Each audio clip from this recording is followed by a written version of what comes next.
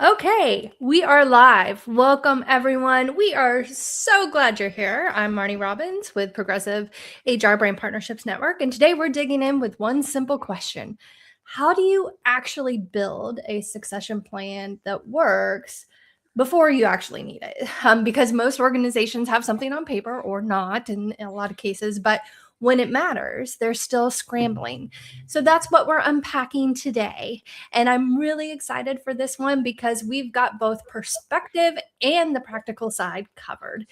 Angela Briggs Page is joining us, Chief People Officer at Accelero Learning, fractional CPO with People Power HR, and has 25 years leading people and culture strategy, and someone who's actively thinking about succession planning at an executive level right now. So we've got Amy Jenkins, Director of Client Ops at Engagely, with us as well, who's going to walk us through what that actually looks like inside a system. And quick note before we jump in, we are live, so we're going to drop questions. We're going to invite comments in the chat as we go. We'll keep an eye on those and bring them to the conversation where we can. Angela's going to lead us through this conversation. And so I'm going to hand it over to you, Angela, to kick us off. Thank you so much, Marnie.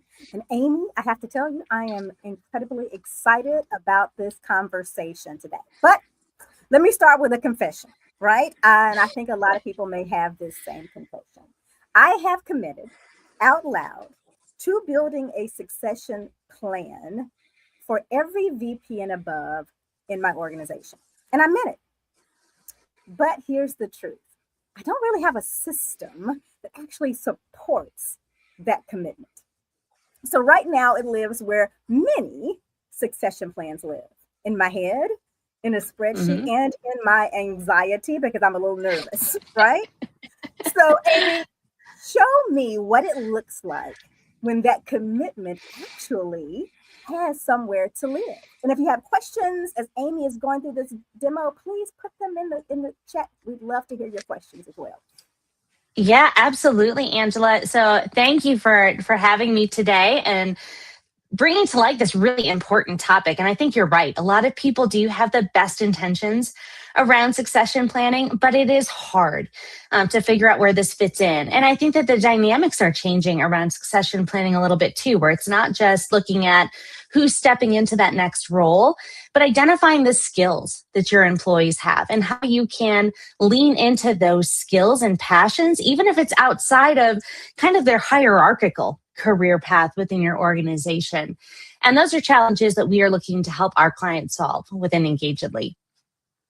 So today I'm going to walk you through really quickly, just enough to get you excited about it, what succession planning looks like in Engagedly through what we call our talent mobility suite.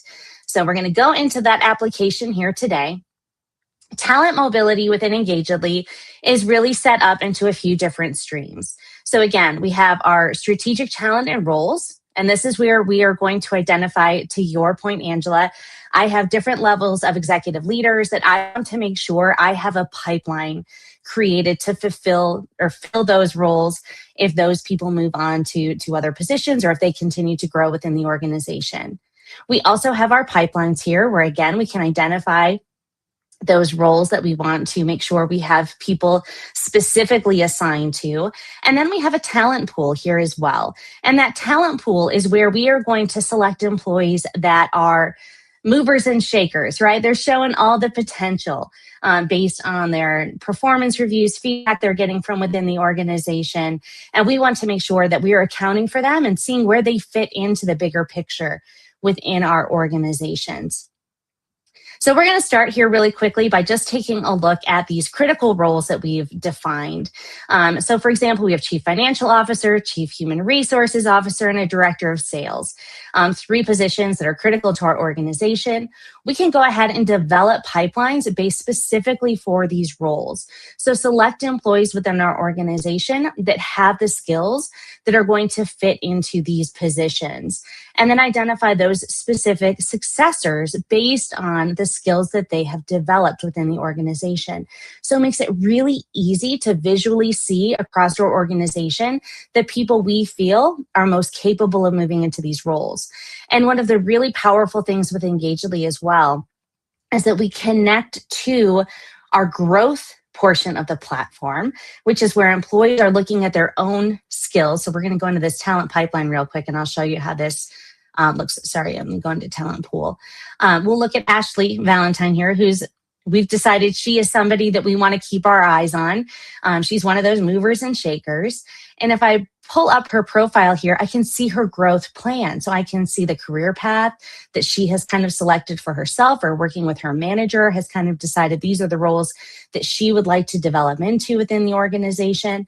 I can look at the skills that she has aligned to those roles, where she is continuing her learning, where she has skills gaps that she needs to continue to work on and develop. And we can even create that individual development plan together, working toward a role that maybe we've identified for Ashley that's outside of the scope that she's initially identified for herself. So we're keeping that all together within Engagedly, so that different people across the organization can take a look at the people within these roles and see how they can continue to develop.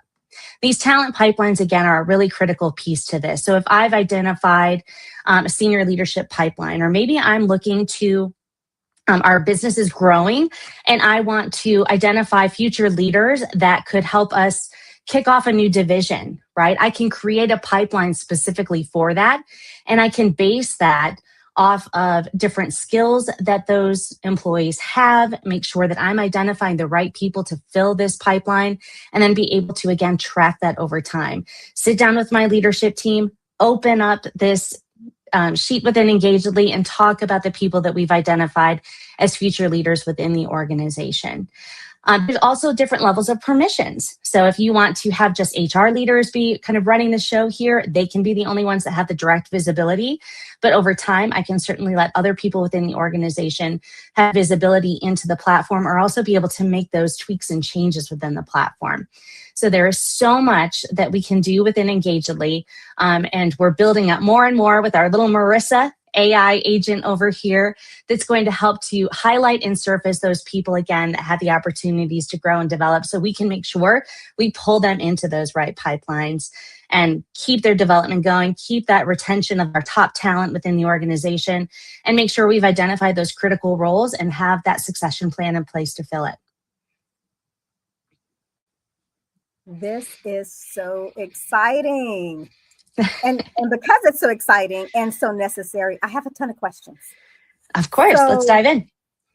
I love it. So let's name the thing, right? I'm always saying, let's call a thing a thing. So lots of organizations, lots of leaders have succession plans. Mm-hmm. The problem is almost nobody trusts it. So let's start honest. Engagedly's research says only 14% of organizations feel they have a robust succession process. 14. So what are the other 86% actually doing? And why does it keep failing them at the worst possible moment?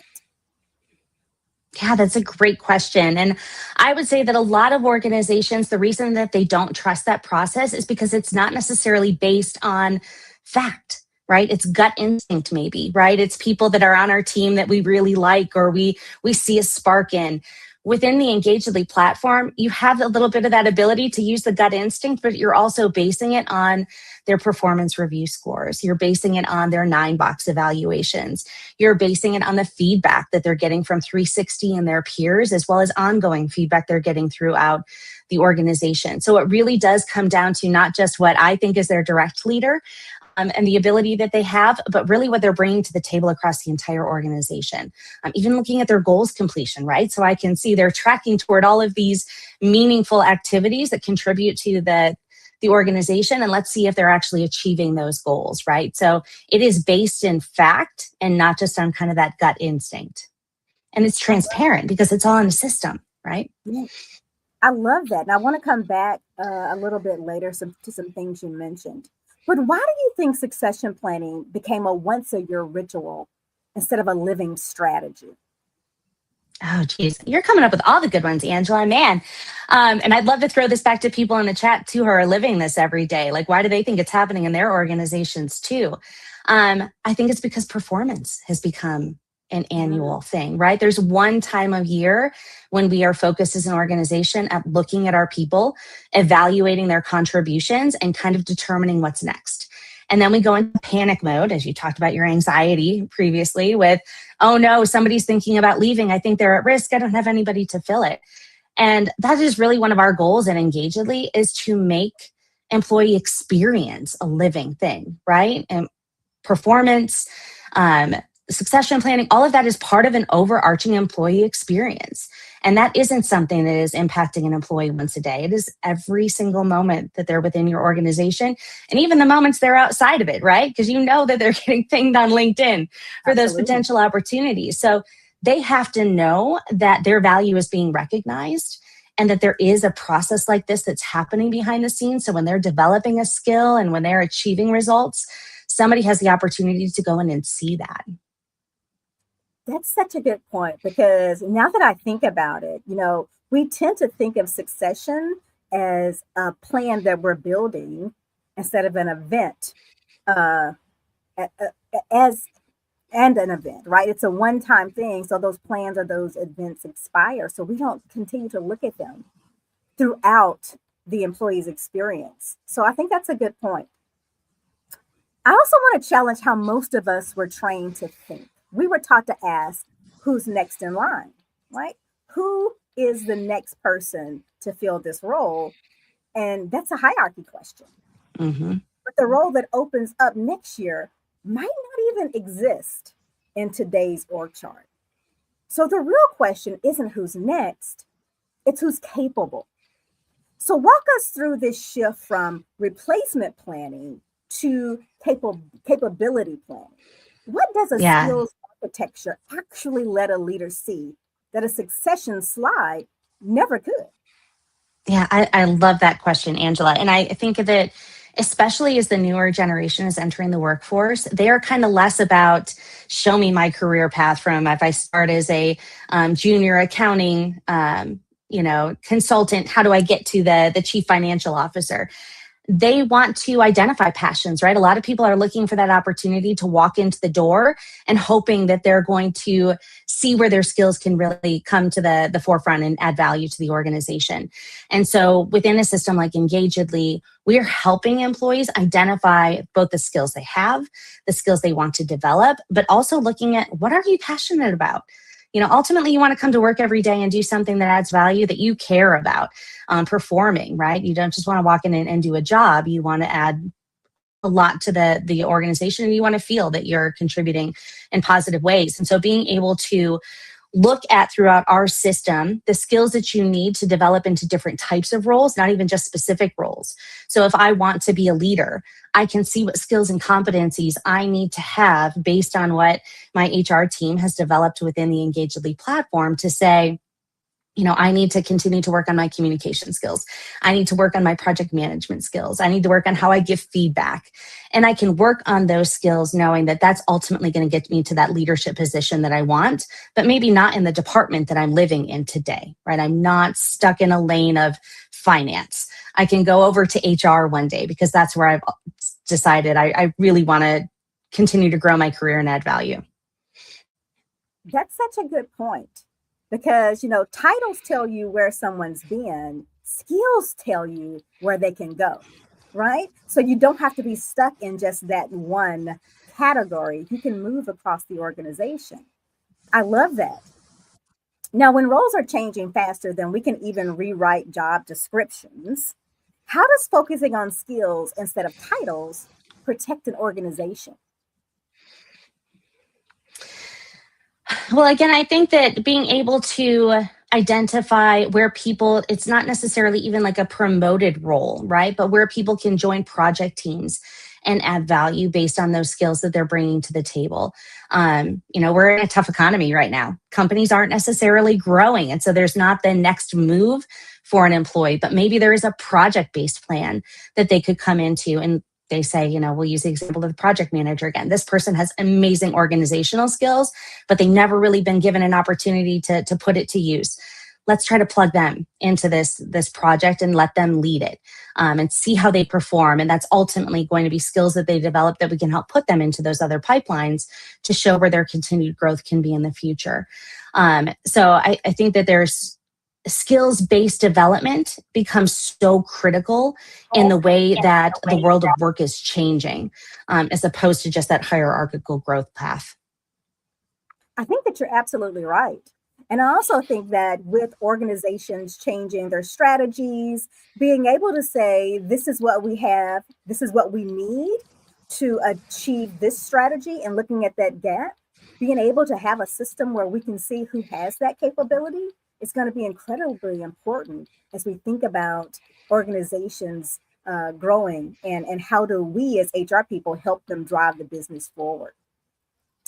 Here's another belief that I want to push on. We treat lateral moves like a consolation prize. Like, well, we couldn't promote you, so here's a sideways step, right?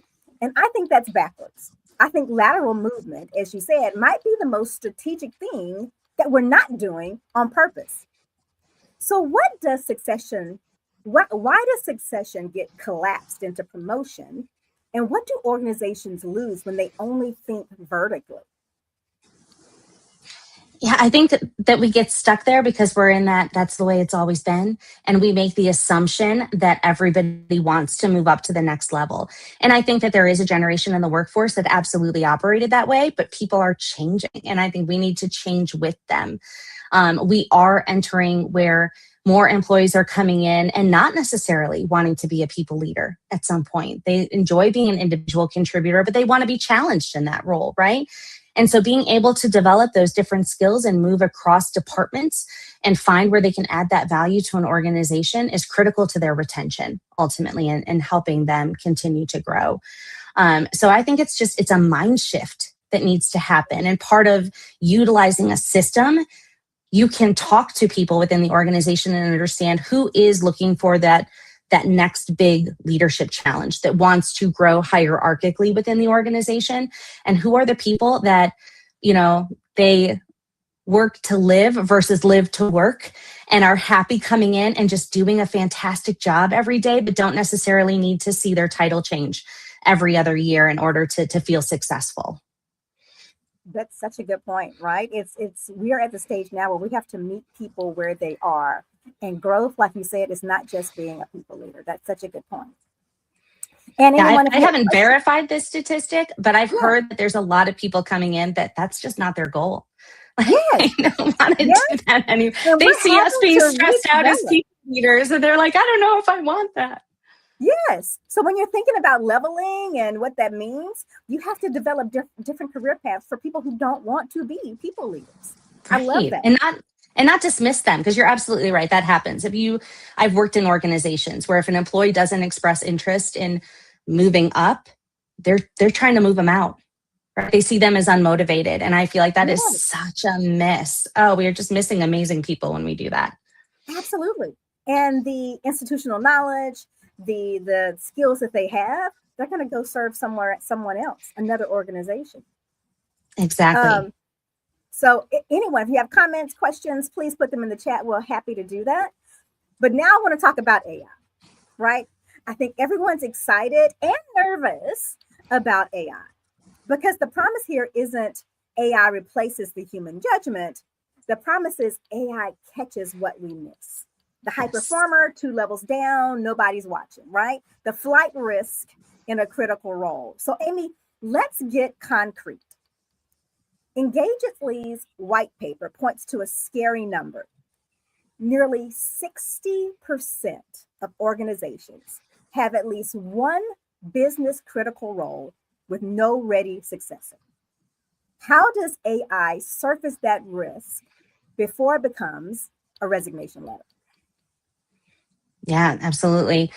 So one of the things we're building out with Marissa is we are really growing our agentic AI capabilities. So most of us are familiar with generative AI. We're getting into the ChatGPTs and the Claudes of the world, and we're entering a prompt and it's giving us information back. And Engagedly certainly has that functionality too. If I wanted to enter, who is currently has a specific skill, it's going to surface that to me.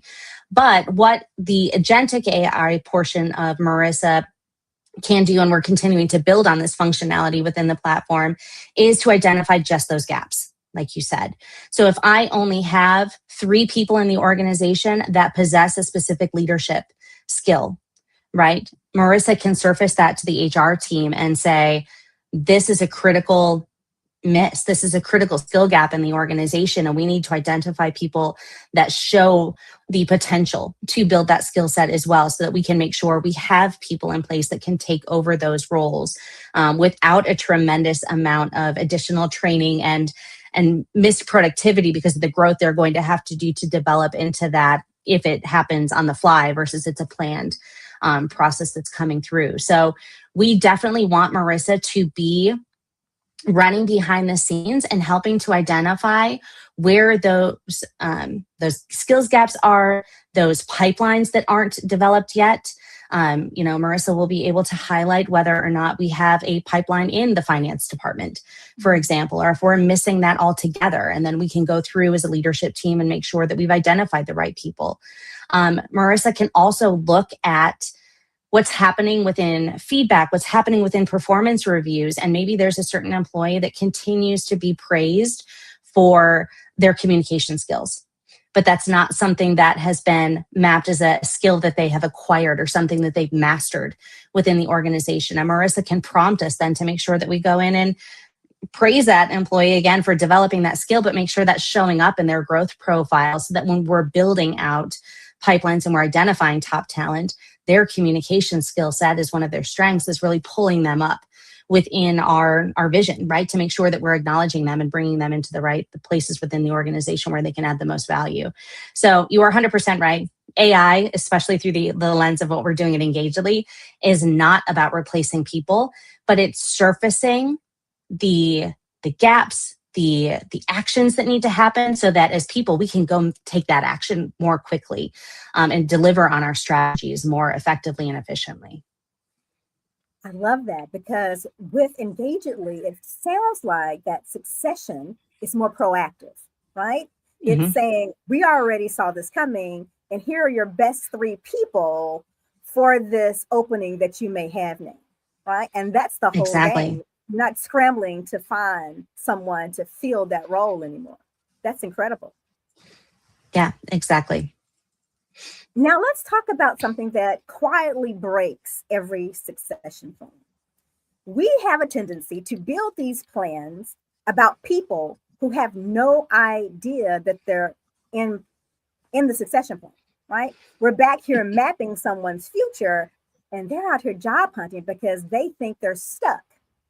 So I want to flip that ownership. What changes when development goes from manager-led to employee-led? Yeah, I think that's such a critical component. And it comes back to where we talked about those people that want to kind of climb the ladder versus those that say, I just want to keep developing as a person, right? But I don't necessarily need the role change. Being able to look at your contributions to the organization and pull those into the conversations you're having with your leader instead of waiting for your leader to come to you. And that's something we've really focused on in Engagedly. And it crosses a little bit into the talent mobility, but it's within other portions of the platform as well. So our one-to-one meetings module is a great example of this, and one of my favorite components of the system, and something I use with my team myself.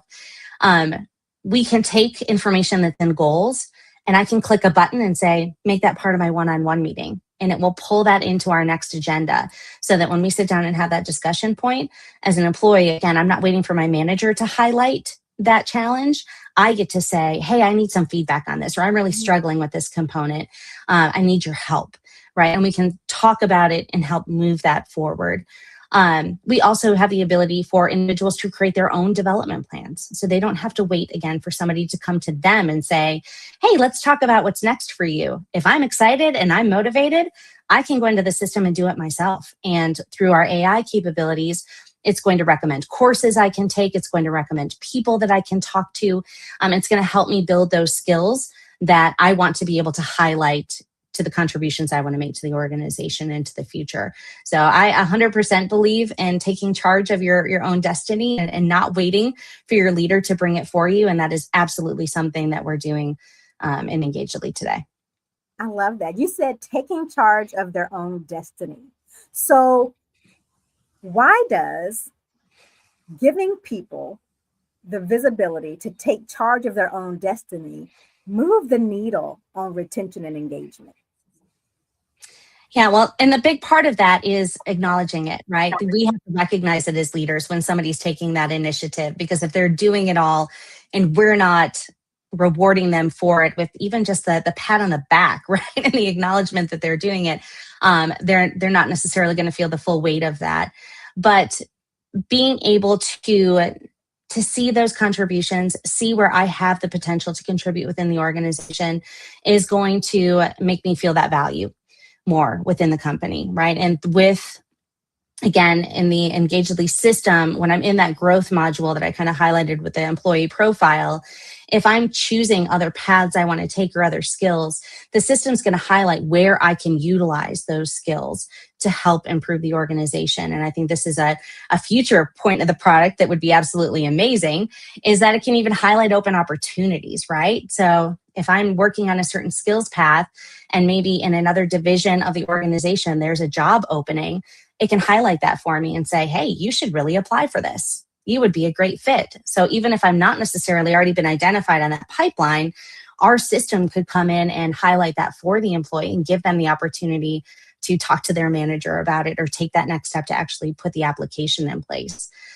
So I think it's really critical for employees to be able to surface those opportunities that they have. I love it. I love it. Okay. So let's say we did it. We found the capability. We named the bench. We even told people that they're on it, right? Here's where most of us fall down. How do we actually develop them into the role? So tie this all together for us. How do learning, goals, one-on-ones, and feedback connect so that your successor becomes a real development path instead of a label on a slide? Yeah, that's so powerful. And that's, again, one of the pieces I love about Engagedly is that we really do, through creating those individual development plans, using AI capabilities, we can help an employee build out that map, right? And really see what courses they need to take, who do they need to connect with, what are the goals. Marissa can help them say, you create this as a goal, right? To make sure that you're tracking toward your progress here, and highlighting that back to those succession plans, those pipelines that are being developed, pulling that even into their performance reviews, right? So within our performance templates, you can pull goals directly into those. So we can make sure that we are rewarding employees that are achieving their goals and contributing across the organization. So it's, again, not looking at each of an employee's movements within their role or their job performance as individual events, as you said earlier, but it's a holistic experience that employee has at your organization. And you really need to be able to empower them to move the needle on their own and not just wait for somebody else to surface the opportunity for them. I love that. I love that.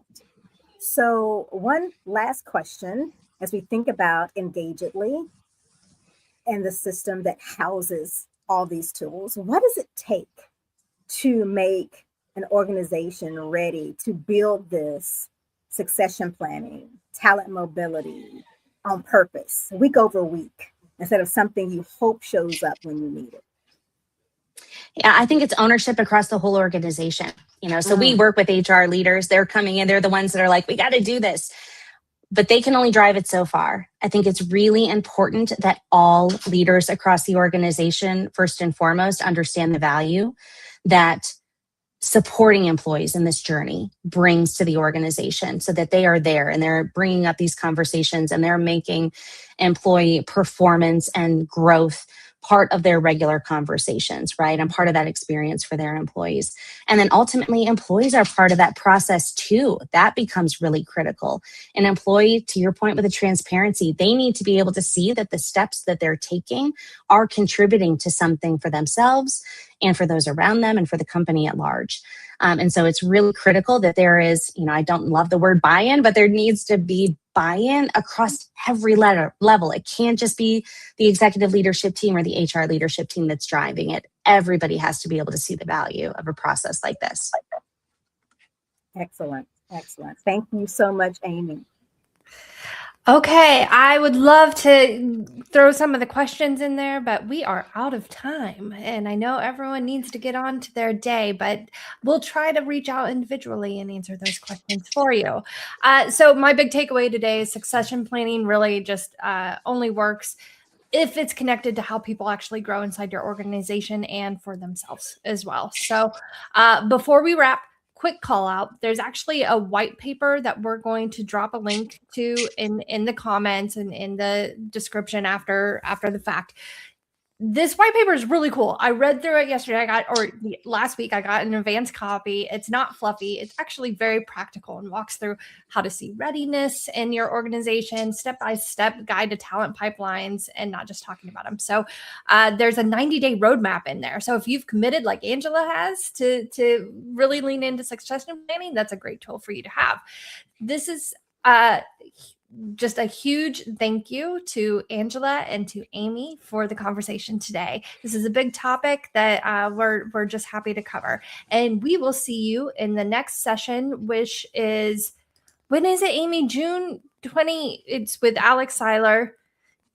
I think it's next Thursday. Next Thursday. I thought we were on the 11th. Yeah, I think we're coming right up. Yeah, June 11th. Thank you for that. And we will see you next week for the next session. Have a good day, everyone.